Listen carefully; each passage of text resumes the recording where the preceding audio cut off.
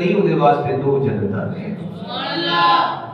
کوئی بندہ کہے گا جی بابا فرید صاحب کی تسی گل سنائی انہاں واقعہ بیان کیتا ہے،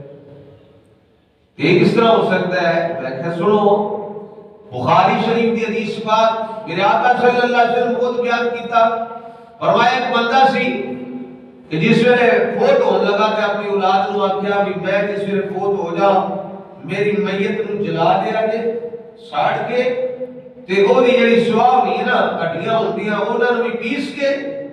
تے ذریاں دے ہوا دے ذریاں وچ میرے اسے اڑا دیا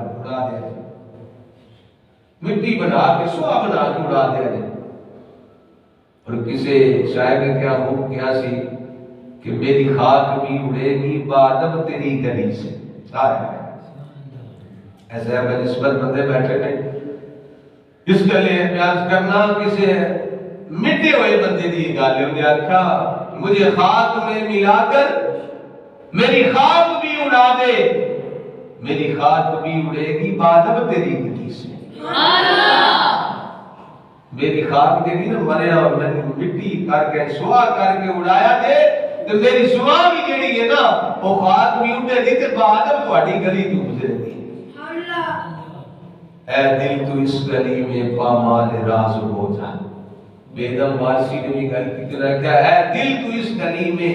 پامال راز ہو جا، قدموں میں رکھ کے سر کو تو سرفراز ہو جا، قدموں میں رکھ کے سر کو تو سرفراز ہو جا، اور فطرت کوئی وسیلہ خود ہی نکال لے گی، فطرت کوئی وسیلہ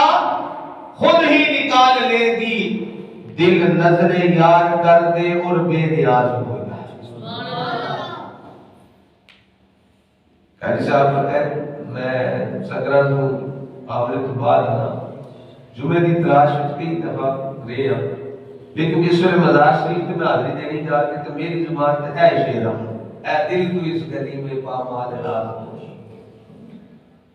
اے دل تو اس گلی میں پامال راز ہو جا، قدموں میں رکھ کے سر کو تو سرفراز ہو جا، فطرت کوئی وسیلہ خود ہی نکال لے گی، فطرت پھر آپ کوئی نہ کوئی وسیلہ بنا لے گی، فطرت کوئی وسیلہ خود ہی نکال لے گی، دل نظر یار کر دے اور بے نیاز ہو جا۔ انہیں کیا بھئی میری جڑی خاک ہے نا انہوں جلا کے میرا جسم نو جلا کے پھر ہڈیاں بچ جان انہاں نو پیس کے تے ہوا وچ میرے ذرات اڑا دیا جائے۔ بخاری دی حدیث سرکار بیان فرما رہے ہو جس ویلے انہاں اولاد نہیں تھی کیتا وصیت سی باپ دی وہ دی لاش نو جلایا پھر وہ ہڈیاں نو پیس کے تے ہوا وچ اڑا دیتا۔